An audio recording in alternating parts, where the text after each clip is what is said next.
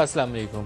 پاکستان میں اعلیٰ عدلیہ کا رول یہ بہت میٹر کرتا ہے کہ کسی ملک کے اندر گورننس کو اگر آپ نے بہتر کرنا ہو تو وہاں کی جو اعلیٰ عدلیہ ہے وہ کیسے کام کر رہی ہے۔ کیا خوف کے بغیر اور کسی لالچ کے بغیر آزادی سے قانون اور آئین کے مطابق فیصلے کیے جا رہے ہیں، یا ہر ایک فیصلہ پہلے سے مختلف ہے؟ کبھی کسی ملٹری ڈکٹیٹر کے دباؤ کے نیچے میں کیا جا رہا ہے اور کبھی کسی لالچ کے تحت کیا جا رہا ہے۔ پاکستان کی جوڈیشل ہسٹری میں یہ دونوں فیکٹر ہمیں کار فرما نظر آتے ہیں، اور کوئی فیصلہ بھی وہ تمیز الدین کیس سے لے کر آج تک کی ہسٹری میں آ جائیں تو ہر ایک کے اندر ہم کوئی نہ کوئی ایسی چیز نکال کے بیان کر سکتے ہیں کہ یہاں یہ مسئلہ تھا، یہاں یہ مسئلہ تھا۔ کبھی کوئی جنرل ایوب ہوگا، کبھی کوئی عیا ہوگا، کبھی کوئی جنرل ضیاء ہوگا، کبھی جنرل مشرف ہوگا، کبھی افتخار چودھری ہوگا، کبھی کوئی اور جسٹس منیر بیٹھا ہوگا۔ تو ہر ایک دور کے اندر آپ کو ایسے فیصلے نظر آئے جس نے پاکستان کو داخلی طور پر کمزور کر دیا۔ آج ایک احتساب عدالت کا فیصلہ سامنے آیا جس میں انہوں نے کہا کہ وہ پلاٹ والا ایک کیس تھا نواز شریف کے خلاف، اس میں انہوں نے کہا کہ ریکارڈ بتاتا ہے کہ نواز شریف کو سیاسی انتقام کا نشانہ بنایا گیا۔ سابق حکومت نے نیب حکام کو نواز شریف کا سیاسی کیریئر تباہ کرنے پر مجبور کیا۔ اب یہ میرے لیے جج صاحب کی آبزرویشن قابل احترام ہے، لیکن جس جج نے فیصلہ دیا تھا وہ بھی کسی نیب عدالت میں بیٹھا ہوگا اور وہ بھی جج کے منصب پہ فائز ہوگا۔ کیا جج کے منصب کے اوپر بیٹھ کے جس کا حلف اٹھاتے ہیں کہ اللہ تعالیٰ کو جواب دینا ہے، یہ کسی کی زندگی اور موت کا فیصلہ کرنے کی طاقت رکھتے ہیں یہ جج، کیا ان کے لیے یہ چیز ممکن ہے کہ وہ ایسے فیصلے کریں؟ تو کل اللہ کو کیا شکل دکھائیں گے؟ نواز شریف کا جو پاناما والا فیصلہ تھا، جج ارشد ملک اب اس دنیا میں نہیں ہے، میں دعا گو ہوں کہ اللہ ان کی مغفرت فرمائے۔ ان کے معاملے میں شریف فیملی نے ان کو مینج کرنے کی کوشش کی، کیونکہ شریف فیملی کا خیال تھا کہ وہ بہت سے ججوں کی تعیناتیاں ان کے ذریعے ہوئی ہیں، وہ ان کو مینج کر سکتے ہیں۔ اس وقت کی اسٹیبلشمنٹ ان سے زیادہ تگڑی تھی، انہوں نے ان کو اچھے سے مینج کر لیا۔ اور ایک ویڈیو تھی 30 سال پرانی، اسی ویڈیو کا ایک حصہ دکھا کے شریف فیملی کے منسلک کچھ لوگوں نے، میرا خیال ہے ان کے ایک صاحبزادے کے پاس وہ کلپ موجود تھا، وہ بھی ان کو مینج کرنے کی کوشش کر رہے تھے، لیکن جس اسٹیبلشمنٹ کی شخصیت کا میں یہاں نام نہیں لے رہا، وہ زیادہ تگڑے اور زیادہ بااختیار تھے، انہوں نے ان کو مینج کر لیا۔ اور میری اطلاع کے مطابق کانسٹیٹیوشن ایونیو کے اوپر ایک میٹنگ ہوئی تھی جس میں جج ارشد ملک کے ساتھ اس ملاقات میں ان کو ایشور کروایا گیا تھا کہ یہی فیصلہ کرنا ہے، باقی آپ کے معاملات ہم دیکھ لیں گے، وہ ویڈیو کا معاملہ بھی سنبھال لیں گے۔ اس کے بعد وہ فیصلہ آیا جو ہم سب کے سامنے ہے۔ کیا یہ طریقہ کار درست ہے کہ کبھی شریف فیملی کے دباؤ میں آ جائے، کبھی زرداری کے دباؤ میں آ جائے، کبھی کسی جنرل مشرف کے دباؤ میں آ جائے، یا کبھی کسی اور طاقتور شخصیت کے ساتھ جو پاکستان میں اتحاد بناتے ہیں اور توڑتے ہیں، ان کے دباؤ کے نیچے آ کر سپریم کورٹ فیصلے کرے، یا ہائی کورٹ فیصلے کرے، یا کوئی نیب احتساب عدالت ایسے فیصلے کرے؟ اور یہ ہمارے ہاں تواتر کے ساتھ یہی کام ہو رہا ہے۔ اسی لیے پاکستان آگے جانے کے بجائے پیچھے جا رہا ہے۔ پاکستان دو لخت ہو گیا، لیکن ہم نے ان چیزوں سے سبق آج تک حاصل نہیں کیا۔ میرے سامنے کچھ ایسی چیزیں ہیں جن کو میں کسی شخصیت سے منسوب کر کے ابھی آپ کو بیان نہیں کر سکوں گا، لیکن آپ کے سامنے کچھ سوال رکھوں گا۔ ہر ایک سوال کے اندر ایک خبر ہے جو میرا خیال یہ ہے کہ اگلے 2 سے 3 ہفتوں کے دوران جو جوڈیشری اور ایگزیکٹو کے مابین ایک نئے فائر ورکس کی طرف ہمیں لے جا سکتی ہے۔ اس سے بچا بھی سکتے ہیں ہم پاکستان کو اگر کچھ لوگ، کچھ شخصیات اپنا رول آئین کے دائرہ کار کے اندر رہتے ہوئے ادا کریں، جس کی مجھے پاکستان کی ہسٹری کو دیکھتے ہوئے کم از کم اس وقت امید کم نظر آتی ہے۔ سپریم کورٹ سے کچھ بڑے فیصلے آنے والے ہیں، یہ میں آپ کو خبر دے رہا ہوں۔ میں نے سوالیہ نشان صرف اپنے چینل کی سکن سیو کرنے کے لیے ڈالے ہیں کہ کسی کو اگر رد عمل دینا ہے تو میں اس کو محفوظ راستہ بنا لوں۔ کچھ ایسے فیصلے آئیں گے جو یقیناً بہت سخت نوعیت کے بھی ہو سکتے ہیں، ایگزیکٹو کے مخالف ہو سکتے ہیں۔ ایک فیصلہ جس کی توقع ہے آنے کی، وہ فیصلہ ہے جس کے اوپر یہ 9 رکنی بینچ سے 2 ججز اٹھ گئے، جسٹس قاضی فائز عیسیٰ اٹھ گئے، جسٹس سردار طارق مسعود اٹھ گئے کہ بینچوں کی تشکیل کے اوپر جب تک فیصلہ نہیں آ سکتا تب تک ہم اس بینچ میں یہ جو ملٹری کورٹس کے حوالے اس کے اندر نہیں بیٹھیں گے۔ وہ فیصلہ آ سکتا ہے۔ کچھ اشارے ایسے ہیں کہ کچھ فیصلوں کی نوعیت بہت کڑوی اور تلخ ہو سکتی ہے ایگزیکٹو کے لیے، یہ میں ابھی بیان کرنے سے قاصر ہوں کہ وہ کتنی کڑوی اور کتنی سخت ہوگی اور کس کے خلاف ہوگی۔ ایک حکومت نے نیا ایکٹ پاس کیا ہے جس کے مطابق نااہلی کی مدت 5 سال کی گئی ہے، اور ہماری اطلاع یہ ہے کہ سپریم کورٹ میں یہ معاملہ جب بھی گھوم پھر کے جائے گا، یہ نواز شریف یا جہانگیر ترین کے معاملے میں ان کو بینیفٹ نہیں دے پائے گا۔ ایٹ لیسٹ سپریم کورٹ کے اندر یہی سوچ اس وقت موجود ہے، اور اس کو انڈو کر سکتے ہیں کیونکہ اس میں ایک سپریم کورٹ کی ججمنٹ فیلڈ میں ہے، افیکٹولی فیلڈ میں ہے، جس میں 621F کے تحت نااہلی کی مدت جو تھی تا حیات طے کی گئی تھی۔ ایک اور جو بڑا ہی معنی خیز ہے، میں اس کو بھی ابھی اس کو کویسچن مارک کے ساتھ آپ کو بیان کر رہا ہوں، لیکن یہ موسٹ امپورٹنٹ پارٹ ہے کہ 14 مئی کے الیکشن کے اوپر جو آرڈر تھا اور 14 مئی کا الیکشن نہیں ہوا، کسی ایک وجہ سے یا دوسری وجہ سے معاملہ آگے چلتا رہا. ایک سٹیج کے اوپر اطلاع یہ تھی کہ اس سپریم کورٹ شہباز شریف کے خلاف کنٹیمپٹ آف کورٹ پروسیڈنگ کا آغاز کرنے کا ارادہ رکھتی ہے، لیکن سپریم کورٹ کے اندر جو ڈویژنز موجود تھیں ان ڈویژنز نے اس چیز کو آگے بڑھنے سے روکا. ڈویژنز بڑی واضح تھیں. کبھی لوگ کہتے تھے کہ 7-8 کی تقسیم ہے اور پھر جا کے وہ 9-6 والی بات آنی شروع ہو گئی، لیکن یہ تقسیم اتنی کھلی اور واضح ہے کہ یہ اندرونی معاملات جو تھے اس نے سپریم کورٹ کو روک لیا. نہیں تو شاید ایک اور وزیر اعظم جو ہے کنٹیمپٹ آف کورٹ پروسیڈنگ کے نتیجے میں اب تک نااہل ہو چکا ہوتا. آج جو پروگرام میں ہمارے ساتھ شرکا ہیں ان کے سامنے یہ ساری چیز رکھیں گے، کے معاملات، اسٹیبلشمنٹ کے معاملات، ایگزیکٹو کی اپنی کمزوریاں اور نااہلیاں، اس کو بھی کبھی نظر انداز نہیں کرنا چاہیے، کیونکہ جب بھی جوڈیشری یا اسٹیبلشمنٹ کچھ ایسا ایکشن کرتی ہے تو اس کے اندر اس وقت کے بیٹھے ہوئے حکمرانوں کی کہیں نہ کہیں کمزوری یا نااہلی کا دخل ضرور ہوتا ہے، اس کو کبھی نظر انداز نہیں کرنا چاہیے. آج کے پروگرام میں ہمارے ساتھ جو مہمان شخصیات ہیں، احسن اقبال صاحب ہیں، وفاقی وزیر منصوبہ بندی اور سینئر رہنما ہیں PMLN سے، اور جسٹس شوکت عزیز صدیقی صاحب معروف ماہر قانون ہیں اور اسلام آباد ہائی کورٹ کے فارمر جج ہیں. دونوں کو خوش آمدید کہتا ہوں. احسن صاحب آپ سے آغاز کروں گا. یہ سپریم کورٹ کے حوالے سے میں نے کچھ خبریں ہیں ان کو میں نے کچھ سوالیہ انداز سے سامنے رکھا ہے. کیا کچھ ایسا ابھی توقع کی جا رہی ہے کہ ابھی بھی کچھ ایسا آئے گا کہ جس سے رخ بدل جائے گا سیاست کا؟ بہت شکریہ. بسم اللہ الرحمن الرحیم. ندیم صاحب، میرا خیال ہے کہ سب سے پہلے تو میں امید کرتا ہوں کہ سپریم کورٹ جو پاکستان کا ایک ریاستی ادارہ ہے وہ بھی اپنی ریاستی ذمہ داریوں کو یقیناً محسوس کرتا ہوگا. آپ سب کو پتہ ہے کہ پاکستان کن حالات سے گزرا ہے. لاسٹ ایئر جب ہم نے حکومت سنبھالی ہے تو کہا جا رہا تھا کہ چند ہفتوں کی بات ہے پاکستان سری لنکا بن جائے گا، اور ایک طویل جدوجہد کے بعد بالآخر پاکستان دوبارہ ایک ٹریک کے اوپر. یہ کوئی قابل تحسین بات تو نہیں ہے کہ ہم اس بات پہ خوشی کا اظہار کریں کہ IMF کا معاہدہ جو ہے بحال ہو گیا ہے، لیکن یقیناً یہ اس حوالے سے ہمارے لیے ایک بریک تھرو ہے کہ پاکستان کو نارملسی کی طرف لانے کے لیے، پاکستان کی معیشت کو سٹیبلائز کرنے کے لیے یہ ایک ہمیں 1 سال کی جدوجہد کے بعد یہ مقام آیا ہے، جس سے ایک بڑا پازیٹیو سینٹیمنٹ ملک کے اندر بھی پیدا ہوا. آپ نے اگر پچھلے 2-3 دن سے سٹاک مارکیٹ دیکھی ہو، اگر آپ نے پاکستانی روپے کی قدر دیکھی ہو، تو ایک بڑا پازیٹیو رجحان بڑی مشکل سے پیدا ہوا، اور اس کے لیے پوری قوم نے قربانی بھی دی ہے. بڑے سخت فیصلے کیے گئے ہیں جن کے ہمارے اوپر معاشی اثرات ہوئے ہیں. اکنامک ایکٹیویٹی کا پولیٹیکل سٹیبلٹی کے ساتھ براہ راست تعلق ہے. اگر آپ سیاسی بے یقینی انجیکٹ کریں گے، آپ ملک میں پولیٹیکل کرائسس پیدا کریں گے. کیا سپریم کورٹ کے فیصلوں سے ایسا اندیشہ موجود ہے کہ دیکھیے، اگر سپریم کورٹ کے کوئی ایسے فیصلے ہوں گے جس سے پولیٹیکل آرڈر ڈسٹرب ہوگا تو یقیناً اس کے براہ راست اثرات معیشت پہ پڑیں گے. کیا آپ ایسا اندیشہ ہے آپ کو؟ میں تو سمجھتا ہوں کہ وہاں پہ بھی پاکستانی لوگ بیٹھے ہیں اور انہوں نے پاکستان کے آئین پہ حلف اٹھایا ہوا ہے، اور یقیناً وہ ان چیزوں سے 63 کا فیصلہ کرتے وقت بھی ان لوگوں نے آئین کا حلف اٹھایا. دیکھیے، آئی ہوپ کہ we have all learn from our mistakes. ہمیں دیکھیے، جو سپریم کورٹ نے نواز شریف صاحب کے جس فیصلے کا آپ نے حوالہ دیا کہ آج جج صاحب نے کہا کہ جی انہیں سیاسی انتقام کا نشانہ بنایا گیا.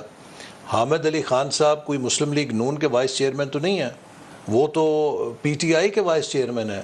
آج اگر وہ یہ بات کی گواہی دیں کہ نواز شریف صاحب کو نااہل کرنے کا فیصلہ پہلے ہو چکا تھا اور عدالت نے صرف اس فیصلے پہ مہر لگائی ہے، تو سپریم کورٹ اگر ایک کھیل کا حصہ بن جائے تو پھر پیچھے کیا رہ جاتا ہے؟ جیسے شوکت صاحب سے بات کرتے ہیں، میرے خیال میں زیادہ بہتر طریقے سے وہ اس کے اوپر روشنی ڈال سکیں گے. سر، جو فیصلے آتے ہیں مختلف ٹیڑھے میڑھے سیاسی حالات کے اندر، جہاں اسٹیبلشمنٹ ورسز ایگزیکٹو ایک سچویشن ہوتی ہے، تو ماضی کے اندر ایک نیکسس نظر آتا تھا مختلف مواقع کے اندر جوڈیشری کا اور اسٹیبلشمنٹ کا. ججز اور جنرلز ملے ہوتے تھے اور پرائم منسٹر کو اٹھا کے پھینکنا بہت ہی آسان ہوتا تھا. اس دفعہ صورتحال ذرا کمپیریٹیولی ڈیفرنٹ ہے. تینوں جو تکونے ہیں وہ علیحدہ علیحدہ کھڑی نظر آتی ہیں، یا ہو سکتا ہے کسی حد تک ایگزیکٹو اس وقت اسٹیبلشمنٹ کے قریب ہو اور جوڈیشری دور کھڑی نظر آ رہی ہو. کیا ابھی بھی کچھ ایسے خطرات موجود ہیں کہ کچھ ایسے فیصلے آ جائیں؟ ندیم صاحب، پہلے تو آپ کو اس نئے ماحول کی مبارک ہو. ماشاءاللہ، اللہ اس کو باعث برکت کرے. اس سے یہ اندازہ ہوتا ہے کہ کم از کم سما کے دن بدل گئے ہیں، قوم کے پتہ نہیں کب بدلیں گے. دیکھیں ندیم صاحب، مجھے تو جوڈیشری سے کوئی ایشو نہیں ہے اف کیس از بٹوین اللہ رکھی اینڈ غلام سرور. یہاں پہ ہمارے چاہے کتنے بھی گئے گزرے ججز کیوں نہ ہوں، وہ بہرحال کوشش یہی کرتے ہیں کہ لاء کے قریب رہ رہ کے فیصلہ کریں. ہاں 19 سے 21 ہو جائے وہ ایک علیحدہ بات ہے، لیکن نارملی کوئی ایسا ایشو نہیں آتا. ایشو آتا ہی تب ہے جب کسی تکڑے کے ساتھ واسطہ پڑے. High profile political cases, high profile political cases ہوں، کانسٹیٹیوشن کی ایبروگیشن کا ایشو ہو، امپوزیشن آف مارشل لا ہو، یا اور اس طرح کی جو چیلنجز ہیں جو ہمارے آرگینک لا کو جا کے ٹچ کرتے ہیں یا اس کو ہیمپر کرتے ہیں، اس میں ہمیشہ جوڈیشری نے جو ہے وہ اپنا جو کندھا ہے نا وہ زمین پہ لگوایا ہے، اور یہ ہماری بہت بڑی بدقسمتی ہے. ابھی تک جوڈیشری کے ریکارڈ پہ کوئی ایسی ججمنٹ نہیں ہے جو کسی تالے آزما کی موجودگی میں دی گئی ہو کہ تم نے کوئی غلط کام کیا ہے. ایک فیصلہ ہے میں آپ کو بتاتا ہوں، اور وہ 7 رکنی بینچ تھا جس میں پرویز مشرف کی یونیفارم کے حوالے سے وہ تھا کہ اس نے ایک کمٹمنٹ کی تھی قوم سے کہ میں 31 دسمبر کو اتار دوں گا، وہ نہیں اتاری. اس کے حوالے سے ایک پٹیشن فائل ہوئی تھی. اس میں بدقسمتی سے جو 4 پنجابی ججز تھے انہوں نے پرویز مشرف کے حق میں فیصلہ دیا، اور 3 رانا بھگوان داس صاحب، سردار رضا صاحب اور میاں شاکر اللہ جان صاحب، ان تینوں نے پرویز مشرف کی موجودگی میں اس وقت وہ فیصلہ دیا. یعنی کہ یہ 3 ججز کا ایک ایسا فیصلہ ہے جس کو میں کہہ سکتا ہوں کہ بہت دلیری کا فیصلہ تھا.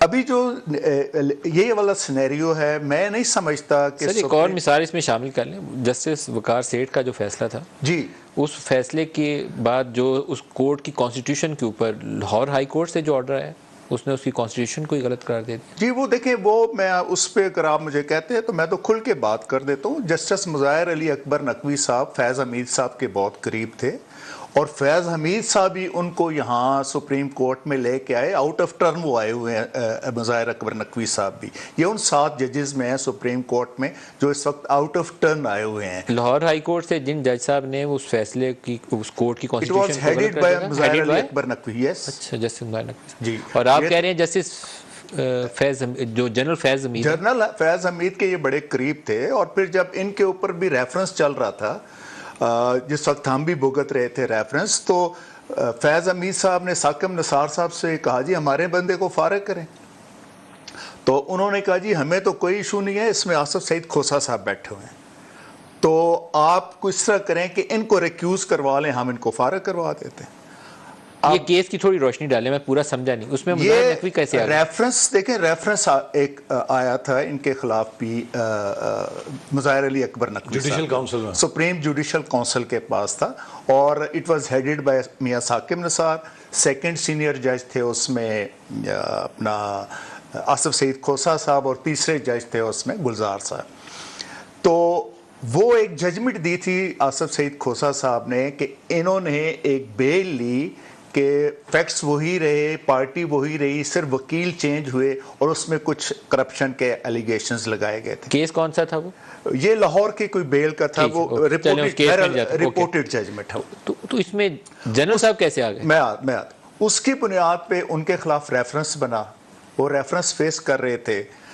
تو جنرل فیض حمید صاحب نے ثاقب نثار صاحب کو اپروچ کر کے کہا جی ہمارے بندے کو تو آپ فارغ کریں.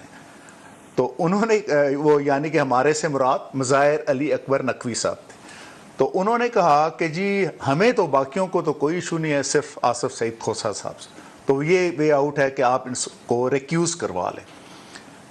ریزلٹنٹلی ان کو ریکیوز کروایا گیا سپریم جوڈیشل کونسل کے صاحب نے ریکیوز کیا. اور آپ کے خیال میں پھر ان کو جنرل فیض نے ان کو کہا اگر انہوں نے ریکیوز کر لیا، مان بھی لیا انہوں نے؟ یس، یہ ریکارڈ کی بات ہے یہ. اور کیونکہ ہم اس وقت خود بھگت رہے تھے، میں نے اور جسٹس فرخ عرفان صاحب لاہور ہائی کورٹ کے ہم دونوں نے بھی آصف سعید کھوسا صاحب کے اوپر آبجیکشن کیا تھا، لیکن انہوں نے کہا جی میں نہیں، آپ کے آبجیکشن پہ میں نے اٹھوں. لیکن اس میں وہ اٹھے، جو نیکسٹ سینئر جج تھے وہ آ گئے، اسی دن ان کے خلاف ریفرنس ڈراپ ہو گیا. وہ کون سے جج تھے جنہوں نے پھر ریفرنس ڈراپ کیا؟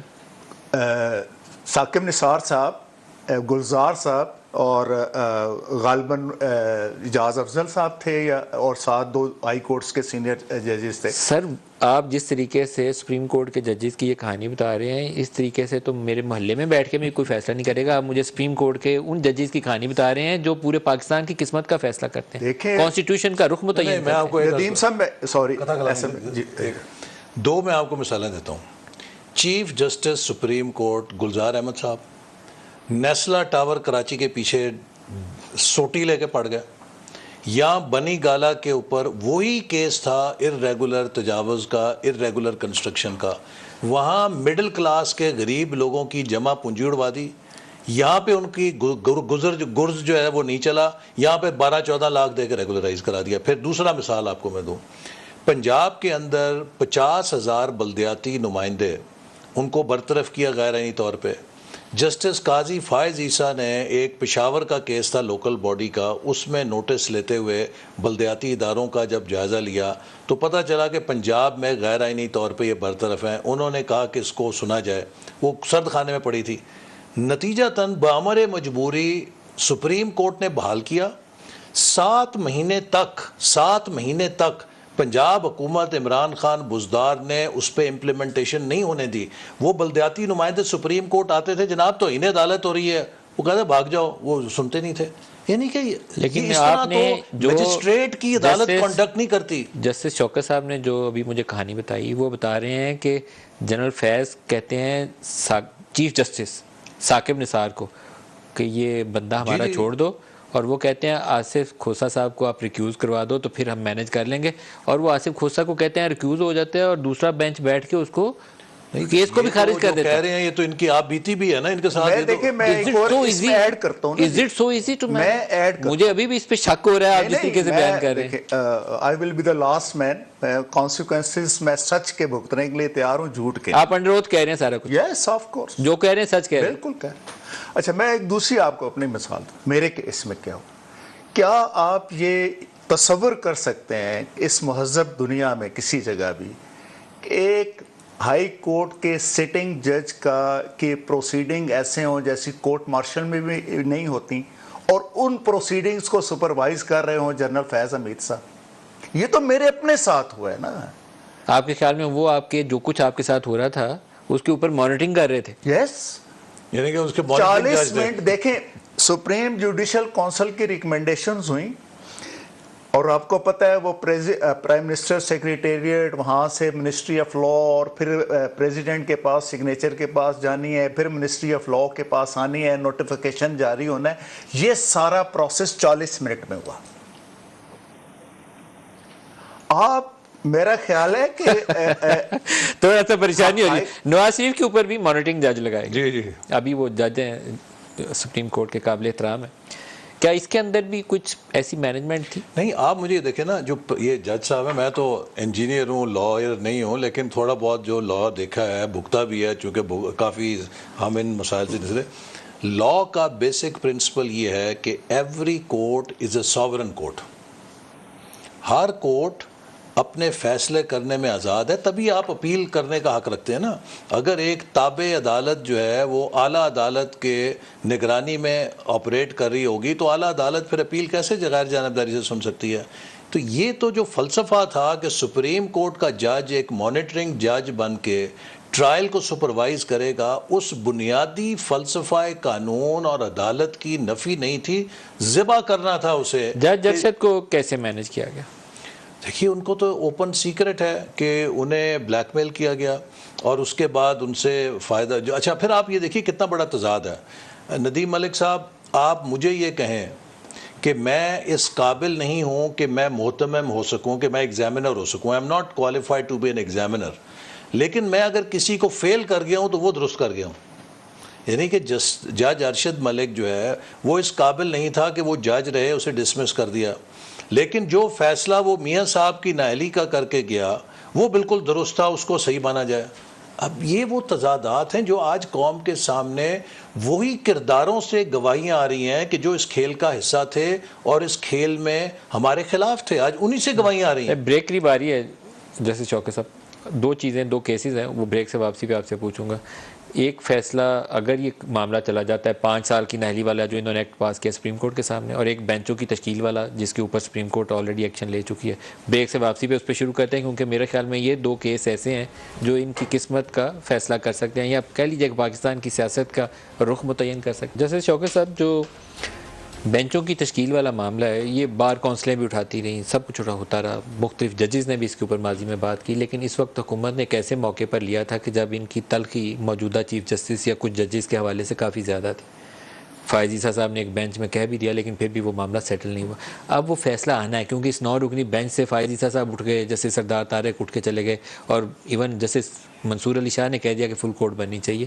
تو وٹ ڈو یو ایکسپیکٹ، کیونکہ یہ ون آف دی ڈیسیژن ہوگا جو 3-4 فیصلے آنے ہیں جو شاید ایک پولیٹیکل ڈائریکشن چینج کر سکتا ہے. دیکھیں اس میں جو میری ایسٹیمیشن ہے اس میں یہ ہے کہ آرٹیکل 184(3) کے فیصلے کے اگینسٹ کوئی اگر نیکسٹ ریمیڈی رکھنی ہے بائی وے آف ریویو یا اپیل، تو اس کے لیے سپریم کورٹ یہ کہے گی کہ جی کانسٹیٹیوشنل امینڈمنٹ چاہیے، merely by act of court parliament یہ نہیں ہو سکتا.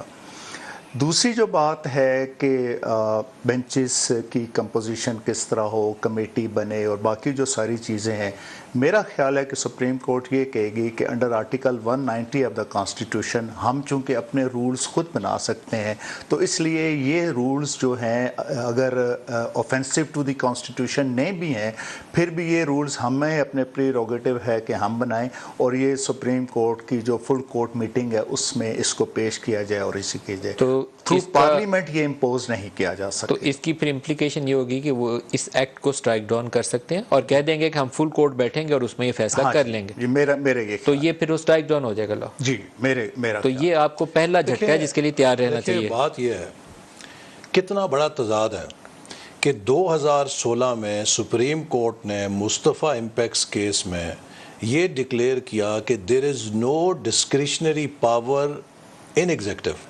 پرائم منسٹر یا چیف منسٹر کے پاس کوئی ثواب دیدی اختیار نہیں، ان کے اختیارات کو کابینہ کے ساتھ جوڑا گیا کہ وہ ادارہ جاتی طور پہ اپنے اختیارات کو استعمال کر سکتے ہیں.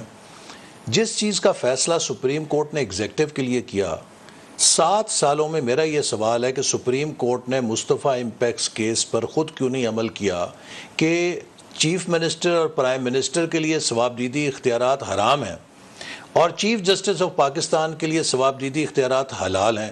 یہ کون سی فقہ ہے، کون سا قانون ہے جو اس بات کی اجازت دیتا ہے؟ احسن صاحب اس پہ آپ کی انٹینشن چاہے بہت ہی پازیٹیو ہو، اور میرے خیال میں اس پہ وکلا ماضی میں بات کر چکے ہیں کہ یہ تبدیلی آنی چاہیے، میں خود اس کا قائل ہوں، لیکن آپ کے آئین کے اندر ایک فیڈرل لیجسلیٹو لسٹ کے اندر اس کی پروویژن موجود ہے، اور وہاں پہ جسٹس شوکت صحیح کہہ رہے ہیں کہ آپ کے کانسٹیٹیوشن میں یہ پرووائڈیڈ ہے، آپ کو اسے یا کانسٹیٹیوشنل امینڈمنٹ سے چینج کرنا ہے. آئی تھنک وہ آئٹم 55 ہے یا 54 فیڈرل لیجسلیٹو لسٹ میں.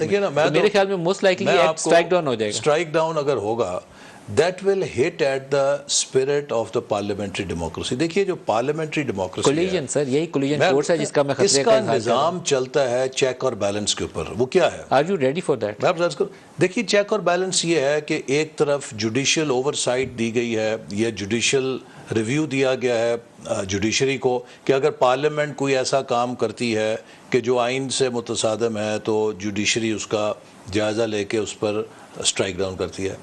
لیکن اگر جوڈیشری جو ہے آئین کے خلاف چل رہی ہو، آئین کو اپنی مرضی سے چلا رہی ہو، 63 کا ایک فیصلہ تو ہے، کیا پارلیمنٹری اوور سائٹ کے ساتھ اس کو آپ بیلنس کریں گے یا نہیں کریں گے؟ اگر آپ نہیں کریں گے پروویژن سے اس چیز کو بیلنس کر سکتے ہیں، ابھی آپ نے نہیں کی. اگر آپ نہیں کریں گے ابھی آپ نہیں کر سکتے. جوڈیشری خدا ہے، پھر ابھی ہے زمین کے اوپر کوئی پوچھ نہیں سکتا. ابھی کانسٹیٹیوشنل پروویژن نہیں ہے. بات یہ ہے کہ ملک کا نظام چلانا ہے نا، بندوبست چلانا ہے، تو وہ اسی کتاب کے تحت ہی چلے گا جس کو ہم 1973 کا کانسٹیٹیوشن کہتے ہیں. اب سپریم کورٹ کے فیصلے کے اگینسٹ ریمیڈی صرف اللہ تعالیٰ کی عدالت ہے، یہ ہمارا کانسٹیٹیوشن کہتا ہے. اس میں ہم یہ کہیں کہ سپریم کورٹ جو ہے وہ خود اپنے معاملات ٹھیک نہیں کر رہی، تو آپ کانسٹیٹیوشن کے ذریعے 2/3 میجارٹی میں امینڈمنٹ لے کے آ جائیں اور اس میں یہ کہیں کہ سپریم کورٹ کا جو فیصلہ ہے اگر وہ کسی کانسٹیٹیوشن کی انٹرپریٹیشن کے حوالے سے ہے تو اس کو joint session of the parliament approve کرے گا. آپ یہ لا لے ہیں نا. اس طریقے سے تو نہیں ہو سکتا جس طرح ابھی محترم احسن صاحب سر یہ تبدیلی ریکوائرڈ ہے، اچھا میں لیکن اس کے لیے آئین میں تبدیلی کرنی پڑے گی۔ میں یہ جو آپ 631F والی بات کریں نا، ایک تو یہ ہے کہ اس میں وہ 5 سال کے حوالے سے اس میں ایک انسرشن ہو جائے جو اگین کانسٹیٹیوشنل امینڈمنٹ کے ذریعے، دیکھیں انہوں نے ایکٹ پاس کر دیا اور یہ سب کو شور مچا کے کہہ رہے ہیں کہ نواز شریف اب 4تھی دفعہ وزیر اعظم بنے گا، وہ اہل ہو گیا۔ ہمارا خیال یہ ہے کہ سپریم کورٹ اس کے اوپر ایک فیصلہ دے چکی ہے کہ یہ نااہلی تاحیات ہے اور اس کو یہ انڈو نہیں کر سکتے۔ میں اس کو آپ کو بتاتا ہوں، آپ کی وضاحت۔ لاء کی بات تو یہ ہو گئی، لیکن ہمارے ایک پریکٹس ہوتی ہے کہ اگر کسی بھی ججمنٹ کو، مثلا ہم پاناما کیس کی ججمنٹ، کوئی اور کیس سن رہا ہے بینچ اور وہ ایکول نمبر آف ججز ہیں یا اس سے بڑا بینچ ہے، اور وہ اس کو سنتے ہوئے کہتے ہیں کہ یہ تو جو فلاں کیس میں ججمنٹ ہے یہ تو ہے ہی اگینسٹ دی کانسٹیٹیوشن، اور اس کو پھر وہ بڑا بینچ بیٹھ کے پر انکویریم یا اس کو ریوزٹ کر لیتے ہیں۔ یہ ایک آپشن موجود ہے سپریم کورٹ کے پاس کہ اس پاناما کیس کا جو داغ لگا ہوا ہے سپریم کورٹ کے چہرے پہ، اگین لیکن یہ سپریم کورٹ کر سکتی ہے، ان کے ایکٹ سے انڈو نہیں ہو سکتا۔ نہیں، وہ اگین 631F میں اگر آپ ٹائم فریم لے کے آئیں گے نا، کیونکہ وہ کانسٹیٹیوشن کی پروویژن ہے اس کے لیے، تو سر یہ ایکٹ بھی strike down, likely strike down ہو جائے گا۔ میں جو چیز میرا خیال، آپ کے خیال میں یہ بھی اسٹرائک ڈاؤن ہو جائے گا؟ ایسے صاحب آپ ان دو بڑے جھٹکوں کے لیے تیار ہیں؟ جھٹکوں کے لیے تو ہم نے بڑے یہ بڑے پولیٹیکل سیٹ بیک ہیں، دونوں آپ کو ہونے جا رہے ہیں، پڑتا، یہ ہم نے سے بڑے بڑے جھٹکے سے نیکسٹ 2 ویکس میں ہونے جا رہے ہیں، زیادہ ٹائم نہیں ہے۔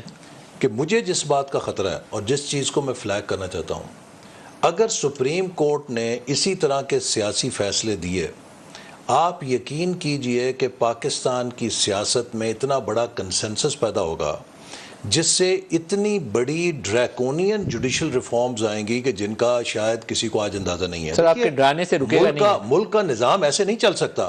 آپ دنیا میں کون سا ملک ہے کہ جس میں آپ عدالت کو یہ اختیار دیں کہ ایک ملک کا کاپر یا سونے کے ذخیرے ہوں اربوں ڈالر کے، ایک ڈالر آپ نے کمایا نہیں ہے، عدلیہ کے فیصلے کی وجہ سے 9 ارب ڈالر کا پھندا گلے میں ڈال دیا ہے۔ یہ اس طرح کا، اچھا پھر آپ آ جائیے جو لاء کی بات ہو رہی ہے کہ سپریم کورٹ کے 4-5 ججوں وہی پچھلے 4 سال سے ایک مخصوص قسم کے فیصلے کری جائیں، آپ جتنے سینئر ججز ہیں سپریم کورٹ کے ان کو ایک طرف نکالیں، یہ سب کچھ اگر کوئی سیاستدان کرے، کوئی بیوروکریٹ کرے، 24 گھنٹے میں سپریم کورٹ اس کا پتہ نہیں کیا اشر کرے۔ دیکھیے معاف کیجئے، مادر پدر آزاد عدلیہ کی آزادی جو ہے وہ ملک کے لیے اتنی مولک ہے جتنی مادر پدر آزاد جو ہے سیاست اس ملک کے لیے۔ سر دو آپ کے ایکٹ سپریم کورٹ سے likely to be strike down, ایک ہے اس کے اندر آپ کا یہ 5 سال کی نااہلی والا جو ہے آپ نے ایکٹ پاس کیا ہے، کیونکہ آپ کی کانسٹیٹیوشن میں ابھی تک وہ 5 سال والی پروویژن اس طرح ڈیفائنڈ نہیں ہے،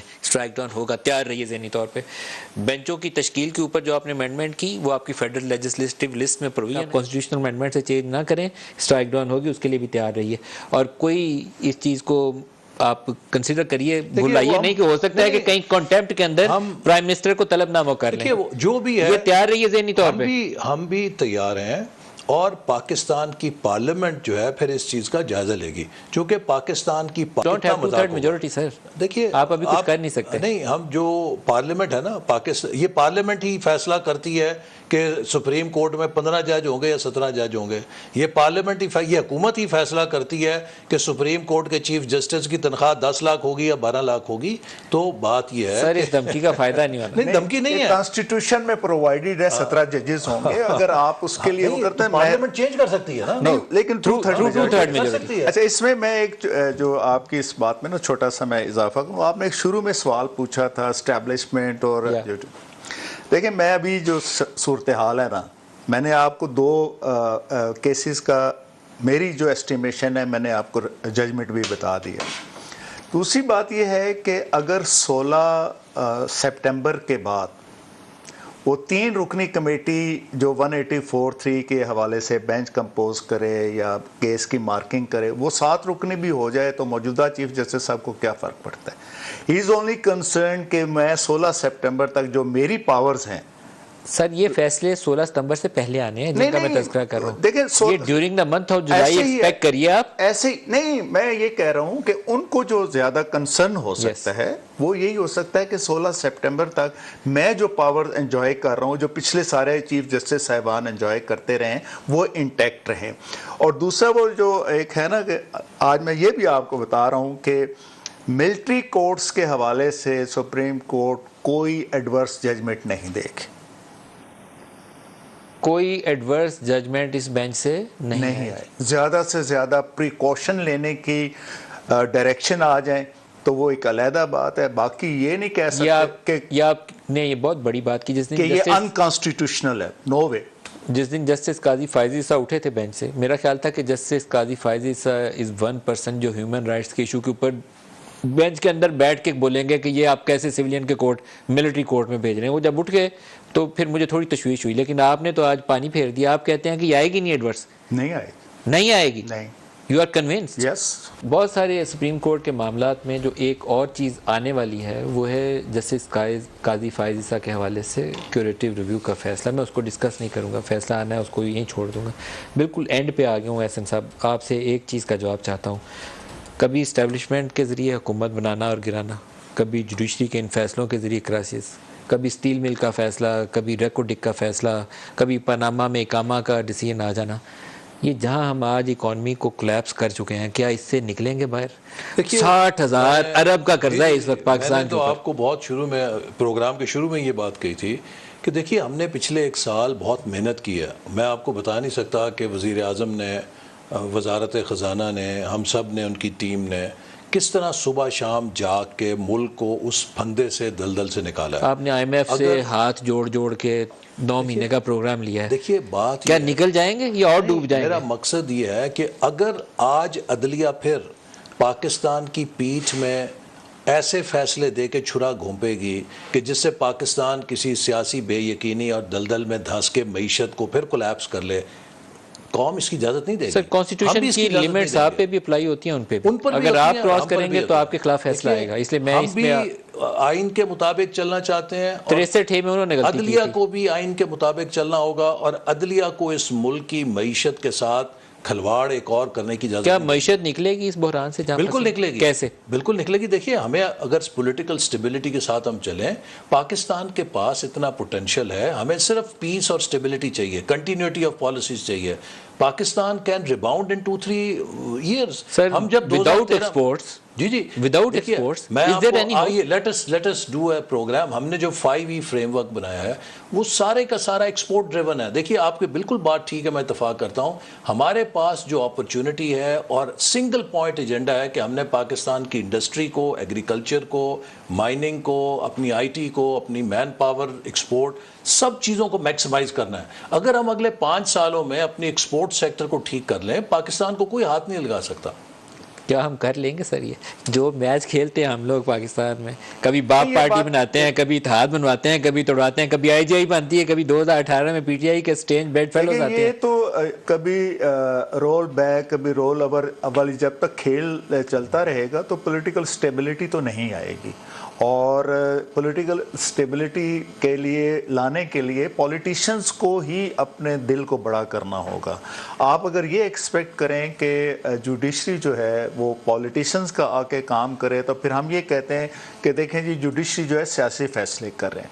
تو پارلیمنٹ کو اپنی ذمہ داری ادا کرنی چاہیے. ہم ججز پر تو کوشچن کرتے ہیں، لیکن اب ایک کوشچن میں کرتا ہوں ایک آرڈنری پاکستانی کی حیثیت سے، کتنے آپ کے ایم این اے ہیں جن کو یہ پتہ ہے کہ ہم کس لیے منتخب ہوئے ہیں؟ کیا نماز جنازہ پڑھنی ہے کسی ووٹر 12 14 15 جو سینٹرل وہ ایک رول پلے کر رہے ہوتے ہیں نا وزیر پرائم منسٹر کے ساتھ، باقی اکثریت جو ہے صرف نمبر پورے کر رہی ہے. جسٹس ادب سے دیکھیں، ادب سے ایم این ایز کے اندر وہ تو ایسے لوگ بھی ہیں، اتنی کریٹیکل میس ہوتا ہے کہ جو ملک کو لے کے چلیں. لیکن پہلی بات یہ ہے کہ ہمیں سمجھنا چاہیے کہ جمہوریت میں ایک عوامی نمائندے کا کیا رول ہے. جمہوریت میں ایک عام نمائندے کا یہ رول ہے کہ اس نے گوادر کی ساحل پر بسنے والے یا چترال کے پہاڑیوں میں بسنے والے کو ایک دھاگے کے ساتھ وفاق سے جوڑنا ہے، اور وہ دھاگا اس کا نمائندہ ہوتا ہے. عوامی نمائندوں کا یہ کام ہے کہ وہ پورے ملک کے مسائل کو ایک چھت کے نیچے لائیں تاکہ لوگ سڑکوں پہ گلیوں میں جھگڑنے کی بجائے وہاں پہ آ کے ان کا حل تلاش احسن کریں. صاحب پروگرام کے اینڈ پہ آ گیا ہوں. انشاءاللہ ہمارے ایک آپ سے پاس درخواست کروں جو ایک مسئلوں کا حل میں ہو سکتی ہے. ایک بات اور کر دوں. دیکھیے چھوٹا سا سوال, ایک الیکشن ایسا کروا دیں جو ابھی قریب آنے والا ہے 2-3 مہینے کی دوری کے اوپر, جس میں آزادی سے آپ بھی حصہ لیں, پی ٹی آئی کو بھی حصہ لینے دیں اور اس کے رزلٹ آپ بھی مانیں اور پی ٹی آئی سے بھی درخواست کریں کہ وہ بھی مان لیں. پھر آپ اسی پارلیمان سے حل نکال سکتے ہیں ان جوڈیشل ایشوز کا. لیکن میں ایک بات ضرور کہنا چاہتا ہوں, ادروائز ہم سڑکوں پہ لڑ کے مر جائیں گے. نہیں, اور دوسرے جیسے کہ ایک سیاسی جماعت نے 9 مئی کیا, کسی ادارے کو بھی یہ حق نہیں ہے کہ وہ پاکستان کے مستقبل اور معیشت کے ساتھ ایک اور 9 مئی کرے. ہم یہ 9 مئی کا کھیل برداشت نہیں کر سکتے. اس وقت اگر کسی نے پاکستان کی پولیٹیکل سٹیبلٹی کے ساتھ کھیلا, پاکستان کی معیشت کے ساتھ کھیلا, تو وہ ایک اور 9 مئی ہوگا جو پاکستان کے ساتھ کھیلا. یہ 3-4 فیصلے آنے والے ہیں, آپ اس کو 9 مئی کہیں 18 مئی کہیں آنے میرا والے خیال ہے احسن صاحب نے اس کو تھوڑا سا ڈیفرنٹلی لیا. میں یہ بات کر رہا تھا کہ جو ایم این ایز ہیں, ان ایم این ایز کو خود کتنا پتہ ہے کہ ہم کس لیے یہاں پہ آئے ہیں. اور پھر آپ گوادر کی بات کرتے ہیں, آپ نے مولانا ہدایت الرحمان کے ساتھ کیا کیا؟ وہ گوادر والوں کی آواز اٹھاتا ہے نا, اس کے ساتھ کیا کچھ ہوا؟ سر کیا اچھا الیکشن, صاف ستھرا الیکشن جس میں ٹھپے نہ مارے جائیں, وہ حل دے گا. یہی حل ہے, یہی حل ہے کہ آپ ٹرانسپیرنٹ شفاف اور الیکشن کو انشور کریں, اور یہ بنیادی طور پر کام ہے الیکشن کمیشن آف پاکستان کا. بالکل صحیح. جیسے شوکت عزیز صدیقی صاحب, احسن اقبال صاحب, آپ دونوں کا بہت شکریہ. آج کے لیے اتنا ہی, اجازت دیجیے. اللہ حافظ.